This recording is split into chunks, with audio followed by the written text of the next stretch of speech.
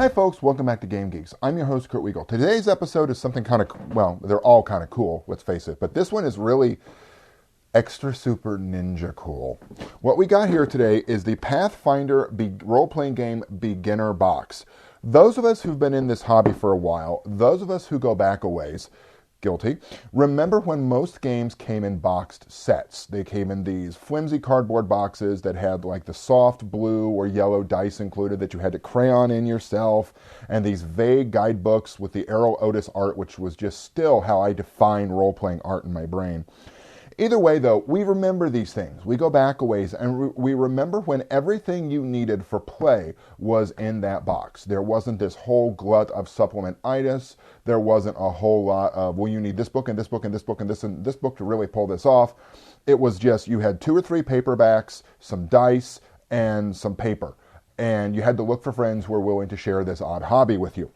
Well, the Pathfinder Beginner Box here, what this does is it takes the Pathfinder role-playing game, which we have reviewed products for Pathfinder before. Go to GameGeeksRPG.com, poke around there, see our Pathfinder reviews. What the box does is it takes the Pathfinder role-playing game and distills it down to its essential bits and sets it up for a beginning player to be able to use. Part of the main issue I've always had with the 3.5 Pathfinder, any of the 20 games, is they're not particularly simple. There's a lot of buttons and widgets and switches that you have to know how to flip in order to pull them off. For a beginner gamer, they're not necessarily the best entryway because there's a lot you have to remember. The beginner box really fixes that. Now, what's in this box, other than the fact that it's hard to open because it's so tightly sealed? What you got in here are 2 sets of dice, pre-inked for you, so they're already thinking ahead. And you got these little plastic bases. We'll get to that in a second. You've got a hero's handbook and a game master's guide. You'll notice these are markedly smaller than the core rulebook and any of the other ones there too, because it's just basically slimmed down for you. Also included in this, you've got some blank character sheets, which are nice if you want to make your own, but assuming that you are dealing with starting people who might not know everything about it, they give you 4 core archetypes with which to play. You've got a wizard, a rogue, a fighter, and a cleric. And it tells you at the front, if you want to do these things, then you should probably play a wizard. For example, with wizard, blasting things with fire, throwing weapons with telekinesis, knowing secrets about magic, knowing secrets about ancient lore, and using magic scrolls. Each one of these has like these 4 or 5 points of what you want to be able to do with this class. On the inside is this really well laid out description of what each of the characters does, what they're good at, and what all of the little widgets mean. For example, it gives you Arcane Bond for the wizard, and it tells you what that means, especially over here in some of the marginal notes. So you get the 4 basic classes, and you get this really cool dual-sided combat map that you can lay out because a lot of these games are fairly miniature intensive. And remember these little bases I was telling you about?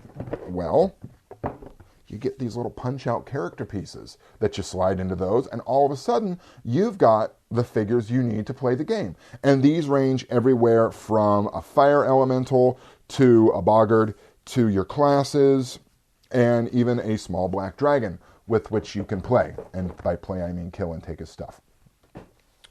So in all of this, what happens is you have a couple of adventures included in these. This can really take you up to about 5th level with everything included herein. The player's guide gives you a greatly reduced, thankfully, number of feats for you to choose from. The spellcast, they're a little short on the spellcasting feats and a little long on the combat feats, in my opinion, but well, that makes sense. Spellcasters have enough going on that they don't want to be able to trip over feats too.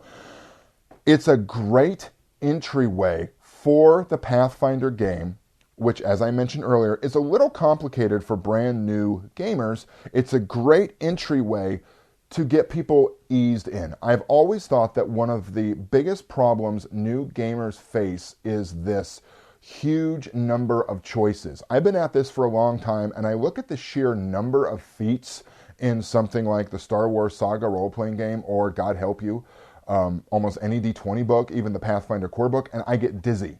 looking at all of those feats. Like, what do I pick? What's the best one for me to do? Because we all have this inherent min-maxer in us that we want to figure out what the best combination of feats and skills and talents and widgets are for you to work with.